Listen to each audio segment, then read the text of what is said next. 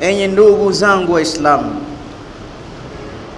yule mtu ambaye anapenda kuiona siku ya Kiyama kama iko mbele yake mubasharatan, falyaqra suratu Takwir, asome suratu Takwir, idha ash-shamsu kuwirat, asome suratu Infitar, idha as-samaa'u infatarat, asome suratu Inshiqaq, idha as-samaa'u inshaqqat.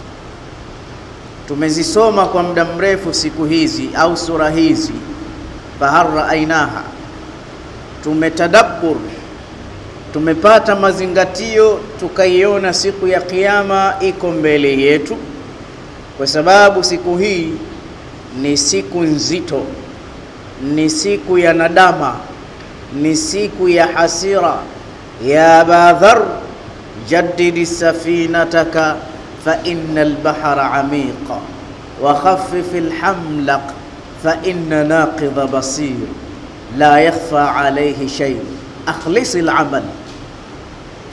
Idha ash-shamsu kuwirat, yani maanahu takwiru shams, pindi jua litakapo kunjwa au litakapo lipuliwa jua, na ukubwa wote huu jua litakuja kulipuka siku hizo. Wa idha an-nujumu nkadarat, na nyota zikapuputika. Wa idha al-jibalu suyirat, wa idha al-isharu uttilat. Al-ishar jamu al-ashirau wa hiya an-naqatu allati balaghat fi hamliha. Sura hizi kwa ukamilifu wake zimeelezea picha ya siku ya Kiyama, na leo sizungumzii Kiyama kitakuwaje, isipokuwa ndani ya sura hizi, hasa suratu Takwir. Ukisonga na aya hizi mbele, za shamsu kuwirat, wa idha an-nujumu nkadarat, wa idha al-jibalu suyirat, wa idha al-isharu uttilat, ukishuka nazo kabla hazijaweka kituo, kuna ujumbe ndani yake unasema, wa idhal mau'udatu su'ilat bi ayyi dhanbin qutilt au bi ayyi dhanbin qutilat. Wa idhal mau'udatu su'ilat, tumeona jambo la siku ya Kiyama ni jambo kubwa, na aya zimetaja mambo makubwa, zikamtaja na mtoto wa kike, zikamtaja na msichana. Basi ukiona aya zimeeleza mambo matano, mambo sita yakafungamanishwa, la mwanzo litakuwa zito zaidi, la pili litakuwa zito kiasi, la tatu hivyo hivyo. Kwa hiyo mtiririko wa aya hizi, hata hili jambo la mwanamke ni zito, ndio maana ndani yake likatajwa wa idhal mau'udatu su'ilat. Kumbukeni siku hiyo hiyo ya Kiyama, atakapoulizwa msichana, atakapoulizwa mtoto wa kike, bi ayi dhanbin qutilat, kwa dhambi gani hasa ameuawa mwanamke, kwa kosa gani hasa amedhulumiwa mwanamke.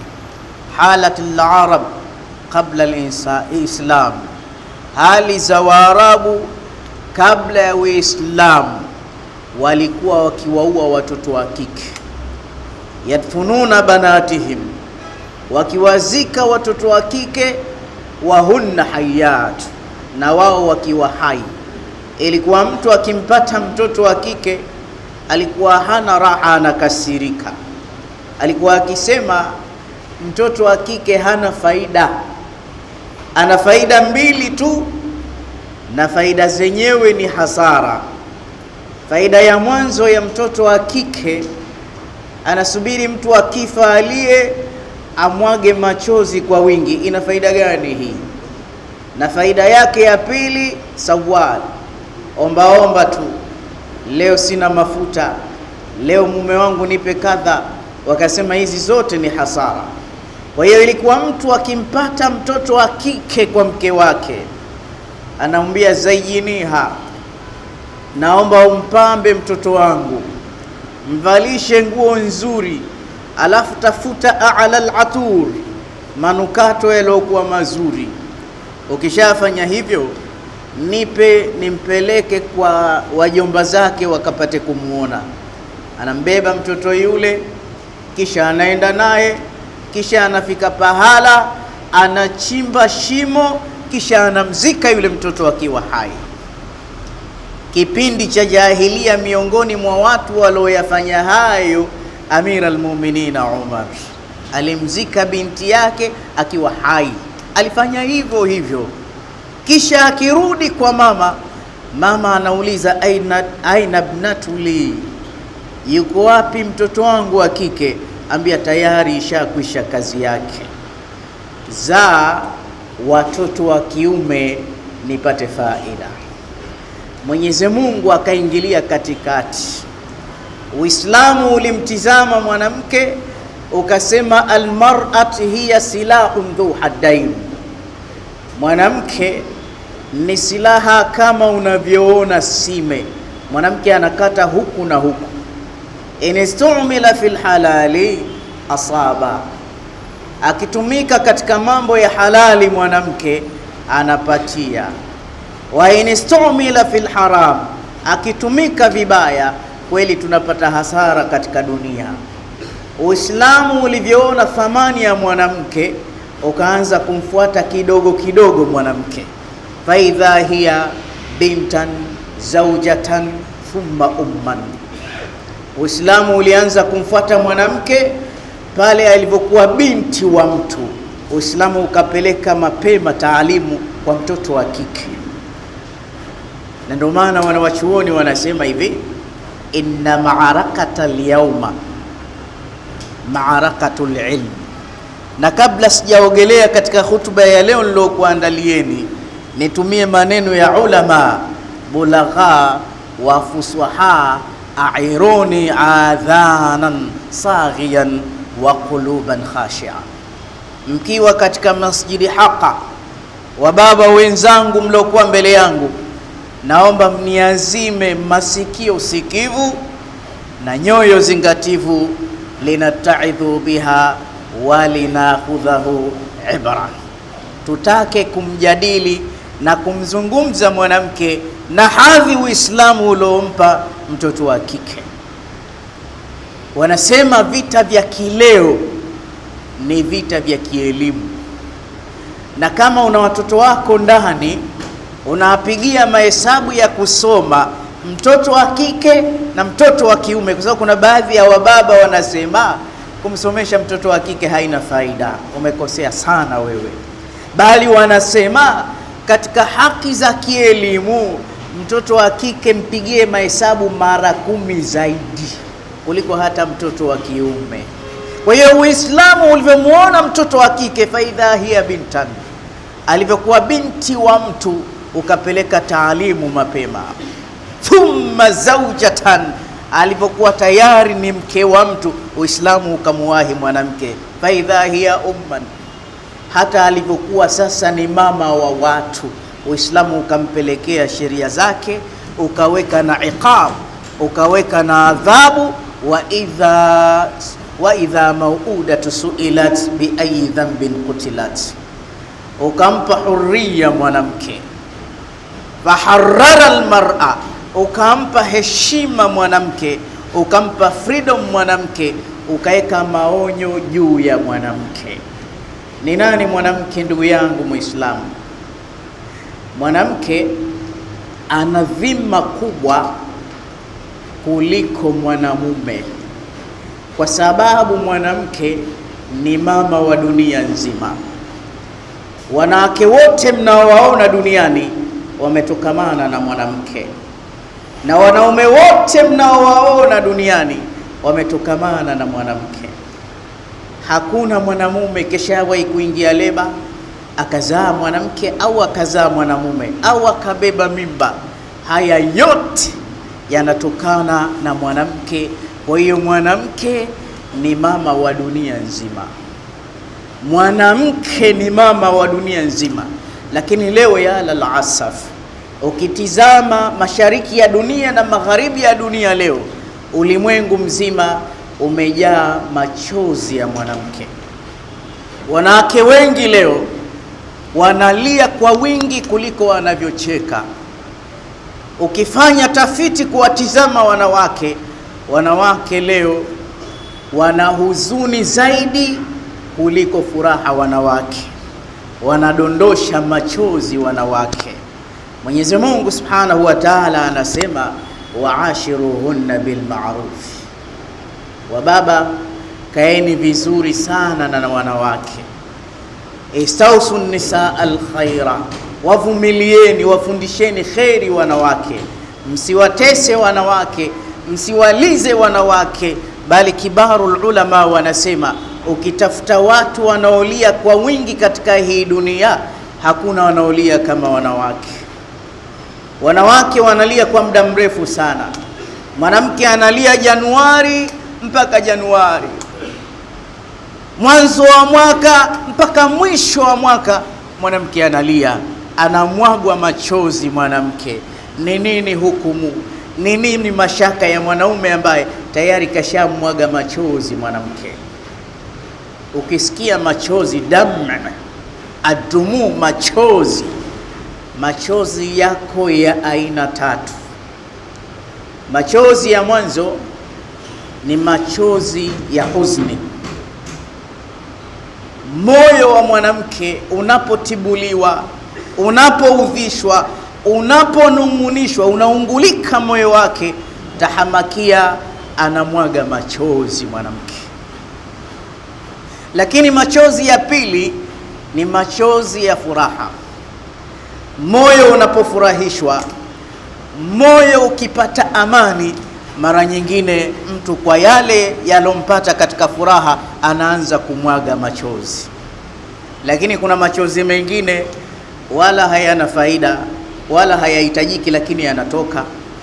Mtu akitumia kitu kikali kama kitunguu anaweza akajikuta anatokwa na machozi. Sasa leo tutaeleza karibia aina 9 za machozi ambayo wanawake wanalia: machozi ya furaha, machozi ya huzuni. Ukifanya bahthi utakuta wanawake wengi wanalia machozi ya huzuni kuliko machozi ya furaha. Ogopa sana ewe baba kumteremsha mke wako machozi ya huzuni, kwa sababu chozi linalotoka kwa sababu ya huzuni, hili chozi halitoki hivi hivi, linatoka na laana chozi hili. Wako baadhi ya wanawake wanalia kwa sababu huyu mwanamke alibakwa zamani. Wako wanawake walibakwa, wako wanawake waliobakwa wakiwa watoto wadogo, na wengine wakabakwa wakiwa wasichana wakapoteza heshima zao, na wengine ni watu wazima, watu wanakosa haya na wakawafanyia vitendo viovu kama hivi. Sasa kwa kitendo hichi utamkuta mwanamke maisha yote anamwaga machozi. Akipita pahala, kila akiwaona wavulana anatokwa na machozi. Akipita pahala, akisikia kuna nyimbo za huzuni anamwaga machozi. Akipita msibani mwanamke unakuta analia mwanamke, kwa sababu zamani mwanamke alibakwa. Mwanamke analia mwanamke, ndugu yangu Muislamu. Lakini kuna baadhi ya wanawake wamedhulumiwa, wameghumiwa. Ile waashiruhunna bil ma'rufi haipo, kukaa nao kwa wema. Mwanamke anaishi na mume wake, wamechuma mali zao, mume katangulia mbele ya haki, familia imeingia kati bila kumtizama, ni mjane. Na leo dhulma tunazozifanya katika jamii leo hii, hata watu wa dini, mwanamke akifiwa wanamfukuza, hana haki ya kurithi, anakwenda mahakamani, ndugu anakwenda kuhonga mahakamani, anafukuzwa mwanamke, anahangaika na watoto wanawake. Utamkuta ofisi za BAKWATA, ofisi za serikali, lakini nyumbani kumejaa Uislamu, analia mwanamke.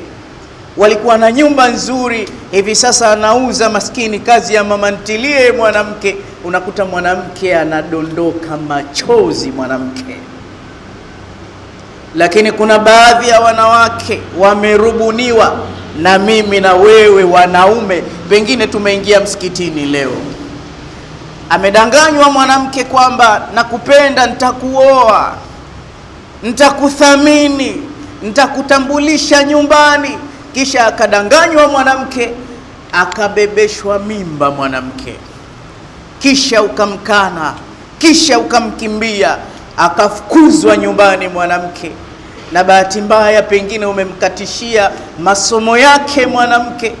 Sasa huyu mwanamke anaanza kulia, akiwa yuko na mimba analia mwanamke, mpaka mimba inakuwa, akitizama mimba analia mwanamke, mpaka siku anaingia leba peke yake analia, mpaka siku anajifungua analia, na kila siku akimtizama mtoto wake unakuta machozi anamtoka analia, na hana msaada, kishatengwa na ndugu.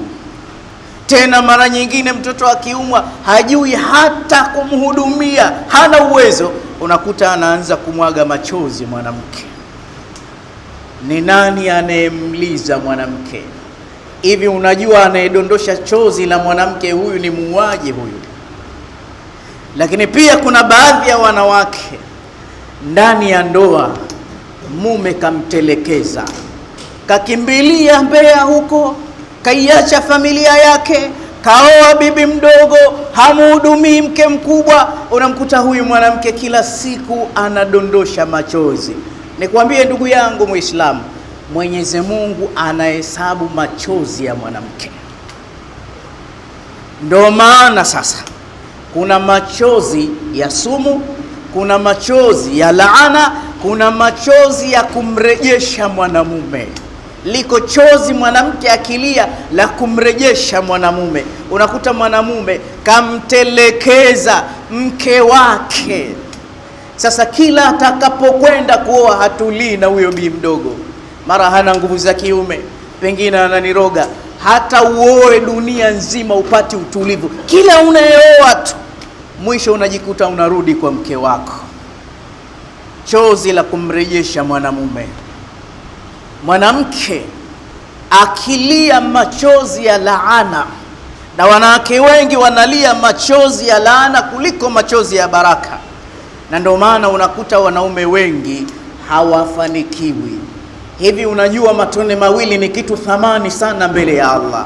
Allah kanunua tone la damu, Allah kanunua chozi la damu. Sab'atun yudhilluhumullahu yauma la dhilla illa dhillu, miongoni mwa watu watakaopata kivuli cha arshi ya Mwenyezi Mungu ni mtu ambaye kamuuzia Mwenyezi Mungu machozi, kakaa peke yake khalian, akaanza kuteremsha machozi kwa hofu ya Mwenyezi Mungu.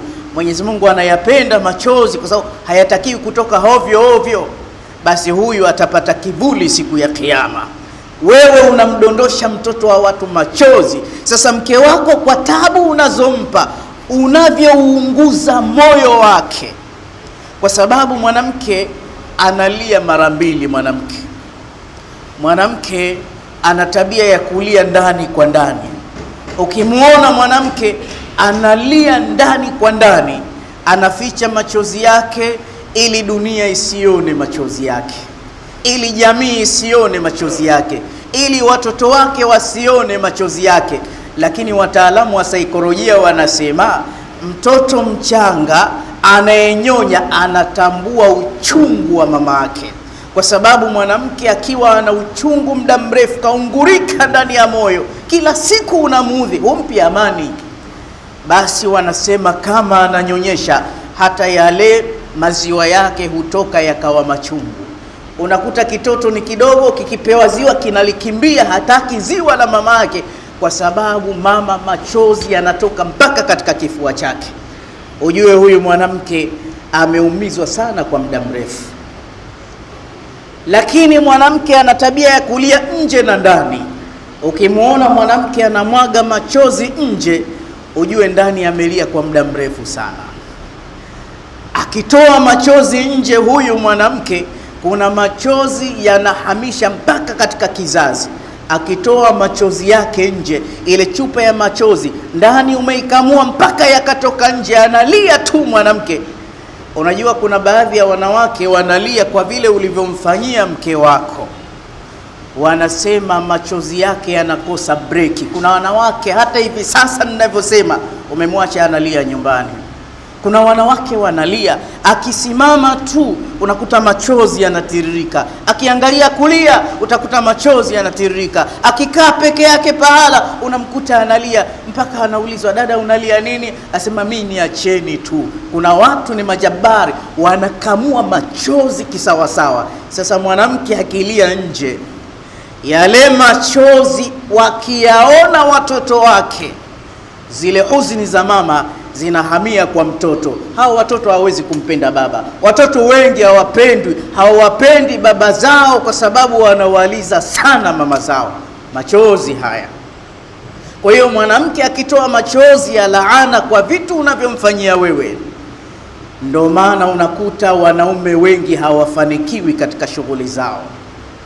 Unakuta anaingia mistake katika biashara, unakuta katika kazi anayumba, kumbe anateswa na machozi ya mke wake, yanaweza yakavuruga katika afya yake. Kila siku anamaliza pesa hospitalini, anapimwa maradhi hayaonekani, kumbe kinachomtesa ni machozi ya mke wake. Na Allah alimuonya mapema, akamwambia waashiruhunna bil ma'ruf, huyu tunakupa lakini kaa naye kwa wema. Ndaka Mtume asema khairukum li ahlihi wa ana khairukum li ahli, mbora wenu ni yule atakayekuwa mzuri kwa mke wake na mimi ni mzuri kwa mke wangu. Ndugu yangu Muislamu, pia kuna machozi ya furaha.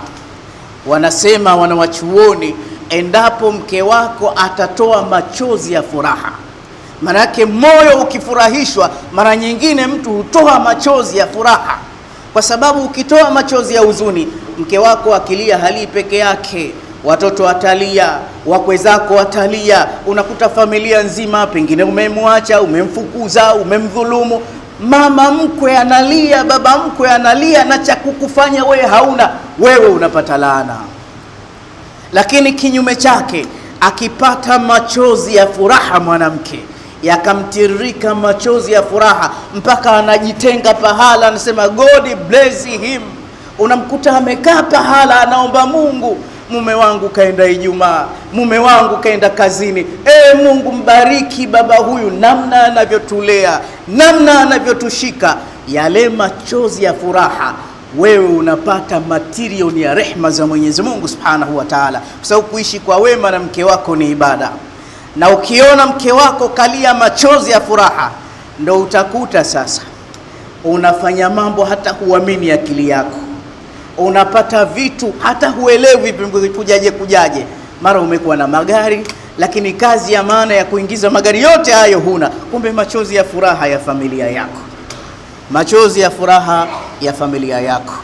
Tunamuomba Mwenyezi Mungu Subhanahu wa Ta'ala atujalie tukae kwa wema na wake zetu. وقال عز من قائل عليم فإذا قرأت القرآن فاستعذ بالله من الشيطان الرجيم أعوذ بالله من الشيطان الرجيم وإذا الموءودة سئلت بأي ذنب قتلت بارك الله لي ولكم بالقرآن العظيم ونفعني وإياكم بالآيات والذكر الحكيم أقول قولي هذا واستغفر الله لي ولكم فاستغفروه إنه هو الغفور الرحيم وهو البر الكريم. الحمد لله وحده والصلاة والسلام على من لا نبي بعده. Ndugu zangu wapenzi, nichukue fursa hii kukuhusieni kwa mara ya pili, nami kuhusia nafsi yangu, tumche Allah na tufuate mwendo na tutekeleze sunna za Mtume sallallahu alaihi wasallam. Lakini pia nichukue fursa hii tena kila mmoja kumuhusia aishi vyema na mke wake, au aishi vizuri pamoja na wanawake. Hawa wanawake ni watu wazuri sana hawa wanawake. Mtume sallallahu alaihi wasallam alitangamana pamoja na wao na alionyesha akhlaki yake njema juu ya wanawake. Mwanamke pia ana machozi yanaokoma. Mara nyingine mwanamke anaweza akalia ndani kwa muda mrefu, akalia ndani na nje, ikafikia hatua visa vyako vimeongezeka kwa kasi mpaka mwanamke ile chupa ya machozi imeisha. Kuna baadhi ya wanawake hawalii tena, Sasa ukimwona mwanamke hali tena, wanasema sasa huyo mwanamke ile ni chozi la kukata tamaa, anaweza akatahawal, anaweza akabadilika, anaweza akafanya tukio kubwa mpaka nyote mkashangaa. Ukiingia katika Suratut Taghabun katika aya nambari 29, 18, 14 ila 15, 14 mpaka 15, aya hii Mwenyezi Mungu anatuambia waumini, ya ayyuhalladhina amanu inna min azwajikum wa auladikum aduwwan lakum fahdharuhum wa in ta'fu wa tasfahu fa inna Allaha ghafurur rahim. Enyi waumini, hakika baadhi ya wake zenu, ndio maana akaitumia min yufidu tab'id, sio wote, baadhi ya wake zenu na watoto wenu, aduwwan lakum fahdharuhum, ni maadui zenu, tahadharini nao. Tusimuelewe Mwenyezi Mungu vibaya kwamba leo Mwenyezi Mungu ataka kutia ugomvi kati ya mtu na mke wake, la, ila Mwenyezi Mungu anatupa tahadhari ya kuishi nao kwa wema, kwa sababu mwanamke anaweza akawa adui mkubwa kabisa. Ulama balagha wanasema hivi, ala ruusi nisa jannatun wa nar, kuna pepo na umo kuna moto.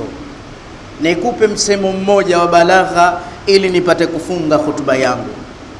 Wanasema khafa aduwaka awwala marra wa khaf sadiqaka alfa marra liannahu ya'lamaka dharra. Maneno mazuri sana haya. Wanasema khafa aduwaka awwala marra, adui yako usimuogope mara nyingi, muogope mara moja tu, kwa sababu huyu ukishaambiwa ni adui hauwezi kukubali akasali nyuma ya mgongo wako, kwa sababu ni adui. Sasa adui usimuogope mara nyingi, ila rafiki yako muogope mara 1000, kwa sababu rafiki anajua jinsi ya kukumaliza one time. Je, kuna rafiki zaidi ya mke wako? Mke wako ukarudi nyumbani leo akamwambia, mme wangu nimekuandalia juisi nzuri ya machungwa na akatia sumu ndani kidogo, nani atashtuka na jambo hili? Sasa Mwenyezi Mungu anasema baadhi, kwa vile tulivyowafanyia, wanakuwa ni maadui zetu, tutahadhari nao ndani ya Tanzania hii, kwa sababu tukio hili lilishapitishwa na jeshi la polisi, si mbaya kulitaja. Yuko mwanamke mmoja kila siku kutolewa machozi na mume wake, mateke, makofi, maneno ya hovyo, kusalitiwa, kamwagwa machozi nje na ndani, mpaka akawa hali tena mwanamke. Haanzi kuhangaika sijui nikamfumanie huku, akawa ametulia mwanamke, hamfuatilii tena mume wake, kesha mkinai mwanamke. Siku hiyo mume wake anarudi kutoka kazini, akasema sawa sasa. Akamfuata yule Masai anayeuza visu, akamwambia Masai, naomba uniuzie kisu ambacho nitakata mara moja tu, wala sio mara mbili wala si mara tatu, kikali kisha kinoe na kazi nacho. Akiwa amelala, mume wake akamfuata, akamtoa nguo zake, akimkandakanda kidogo, hana wasiwasi naye, anajua ni mke wake. Kisha akamkata mume wake sehemu zake za siri zote, akazing'oa, akazikamata hivi, akasema niko tayari kwenda jela, popote nipo tayari, mida muhaka kastarehe nshamuondolea, kana kunidhalilisha mimi na ujauzito hanihudumii, ananipiga nikimuuliza juu ya wanawake wake, nimechoka kusalitiwa. Akawa anaoneshwa kwenye TV kama mna kumbukumbu. Huyu mwanamke kisha kuwa adui, huyu hali tena. Usione kwamba mwanamke hawezi kufanya chochote. Wanasema anayetoa machozi ya mwanamke ni muuaji. Mwanamke mmoja wa Kiingereza, kuna kitabu kimetungwa kinasema vipi unaweza kumuua mume wako kimya kimya. Basi mwanamke mmoja wa Kiingereza akanunua kile kitabu, akawa anakisoma kwa umakini, anatafuta point, vipi naweza nikamuua mume wangu kimya kimya. Machozi ya mwanamke yanabariki, machozi ya mwanamke yanalaani. Tusiishi vibaya na wanawake, tuishi nao vizuri wanawake, na sisi tutapata jaza yetu kwa Mwenyezi Mungu Subhanahu wa Ta'ala. Tunamwomba Mwenyezi Mungu awahidi wanawake, inna Allaha malaikatahu yusalluna ala nabi ya ayyuhalladhina amanu sallu alayhi wa sallimu taslima. Allahumma salli ala Muhammadin wa ala ali Muhammad kama sallaita ala Ibrahim wa ala ali Ibrahim wa barik ala Muhammadin wa ala ali Muhammad kama barakta ala Ibrahim wa ala ali Ibrahim fil alamin innaka Hamidum Majid. اللهم اجعل مجتمعنا هذا مجتمعا مرحوما وتفرقنا تفرقا مؤيدا معصوما ولا تجعل فينا ولا في جميع أمة محمد صلى الله عليه وسلم شقيا ولا محروما. اللهم ارنا الحق حقا وارزقنا اتباعه وارنا الباطل باطلا وارزقنا اجتنابه. اللهم اغفر للمؤمنين والمؤمنات والمسلمين والمسلمات الأحياء منهم والأموات. ربنا آتنا في الدنيا حسنة وفي الآخرة حسنة وقنا عذاب النار برحمتك يا أرحم الراحمين. عباد الله، إن الله يأمركم بالعدل والإحسان وإيتاء ذي القربى وينهى عن الفحشاء والمنكر والبغي يعظكم لعلكم تذكرون. فاذكروا الله العظيم الجليل يذكركم واشكروه على نعمه يزدكم وسألوه من فضله يعطيكم ولذكر الله أعز وجل وأكبر.